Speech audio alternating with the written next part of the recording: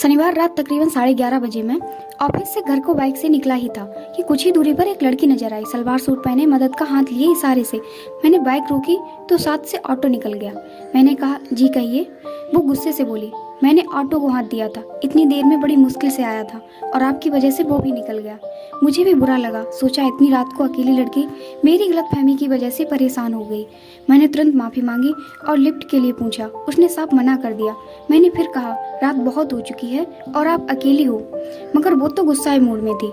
मैंने मन में सोचा, चलता हूँ यार।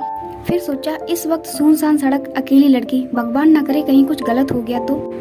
नहीं, मुझे इसकी मदद करनी चाहिए, वरना उस अपराध का दोषी मैं भी होऊंगा जो कि मुझसे अनजाने में हो गया। पता नहीं अब कब ऑटो मिलेगा इसे। मैंने कहा, ठीक है, जब तक आपको ऑटो नहीं मिलता मैं यहीं कुछ दूर खड़ा रहता हूँ, क्योंकि गलती मेरी है, जिम्मेदारी बनती है इसकी। वो कुछ नहीं बोली। ऐसे ही तकरीबन आधा घंटा और बीत गया। समय 12 के पार हो गया। मैंने फिर से उससे लिफ्ट के लिए पूछा और कहा, अब तक आधा सफर तय कर दिया होता, यहाँ खड़े होने से कोई फायदा नहीं। मगर उसने सुनकर अनसुना कर दिया। अजीब उलझन में था, उसे अकेले छोड़ने पर मन भी नहीं था। मन में बेचैनी थी मेरे, कहीं कुछ अनहोनी ना हो जाए। फिर सोचा, जब मेरे मन में इतनी घबराहट है तो वो तो एक लड़की है और मैं तो उसके लिए अनजान, कैसे विश्वास होगा। आखिर मैं भी एक लड़का हूँ और वो एक लड़की। मुझसे ज्यादा तो वो मन में डर रही होगी। अचानक मुझे एक उपाय सूझा। मैंने कहा, देखो, मेरे घर में भी तुम्हारे जैसी एक छोटी बहन है और तुम भी बिल्कुल वैसी ही हो। मेरी मानो, यहाँ इतनी रात को अकेले रुकना ठीक नहीं है। प्लीज मेरे साथ बाइक पर चलो, जहाँ तक तुम्हें अच्छा लगे।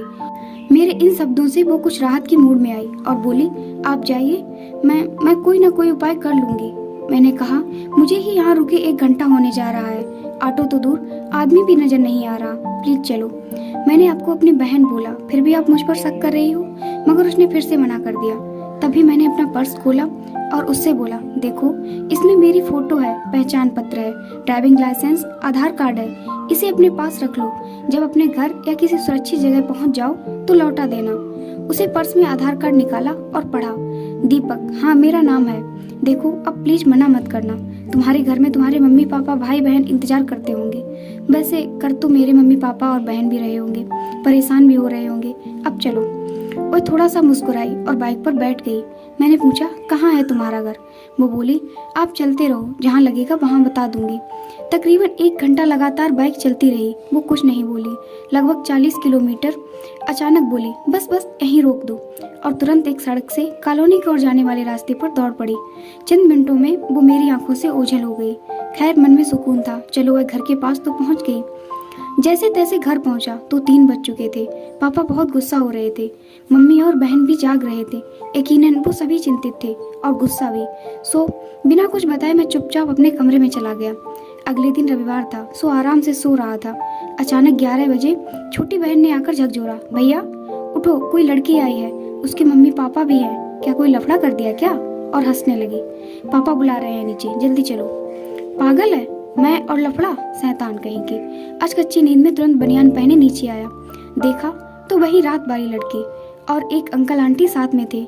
ये यहाँ कैसे? इसे तो मैं काफी दूर छोड़कर आया था, इसके घर, और मेरा घर तो बहुत दूर।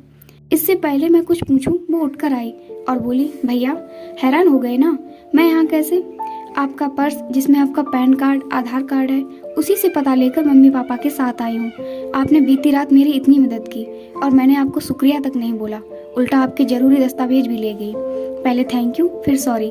जैसे आपने कहा था, मैं भी आपकी छोटी बहन जैसी हूँ। इसके बाद उसके मम्मी पापा ने मुझे ढेरों आशीर्वाद दिए और काफी देर तक वो मेरी तारीफें करते रहे। फिर अपने यहाँ सहपरिवार आने का निमंत्रण देकर वह चले गए। उनके जाते ही पापा ने मुझे सीने से लगा लिया और कहा, मुझे गर्व है तुझ पे दीपक, ये की तुमने एक अच्छे बेटे वाली बात, मगर रात को ही बता देता तो अच्छा होता ना, बेकार में तुझे डांटा मैंने कहा, पापा आप भी तो मेरी भलाई के लिए ही चिंतित थे। तभी पापा ने एक बार फिर से मुझे सीने से लगा लिया, मगर इस बार मम्मी और छोटे भी आकर मुझसे लिपट गए थे। दोस्तों, मुझे मेरे पापा ने एक ही बात समझाई है, अकेली लड़की मौका नहीं, जिम्मेदारी होती है। अगर आपको ये कहानी पसंद आई है तो प्लीज वीडियो को लाइक एंड चैनल को सब्सक्राइब जरूर कर दें। धन्यवाद।